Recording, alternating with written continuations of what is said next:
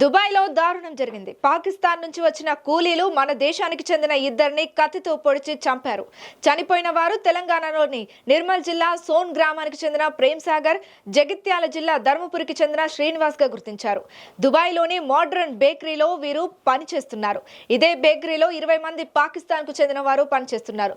వక్ఫ్ bill తర్వాత పాకిస్తానీయులు హిందువుల మీద దాడులు చేస్తున్నట్లు స్థానికులు చెబుతున్నారు. దాడికి పాల్పడిన వారిలో కొంతమందిని దుబాయ్ పోలీసులు అరెస్ట్ చేశారు. నా పేరు భవానీ, మా భర్త పేరు సాగర్. మా భర్త దుబాయ్ పోయిండు. మా భర్త పనిచేయంగా ఒక పాకిస్తాన్ అయినా వాళ్ళ మీదకి పొడడానికి వచ్చిండు.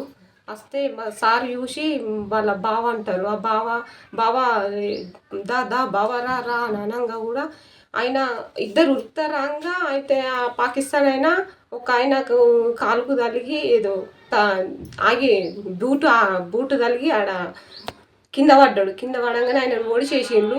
ఈయన పరిగెత్తుకుంటూ వచ్చి ఆఫీస్ రూమ్లోకి పోయి మేడంలను అందరినీ పిలుచుకొచ్చిండు.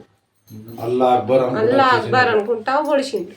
అయితే మా సారు ఇక వాళ్ళ బావని బావ రా రా రా అని పిలిస్తే ఆయన పరిగెత్తుకుంటూ వచ్చిండు కానీ ఆయన ఏం చేసిండు, ఆయనకు కాలుకు ఏదో తట్టుకొని పడిపోయిండు. పడిపోవట్లా ఆయనని మీద కూర్చుండి పొడిచి చంపేసిండు. మా సారు ఇక పరిగెత్తుకుంటా ఆఫీస్ రూమ్లోకి వెళ్ళిండు.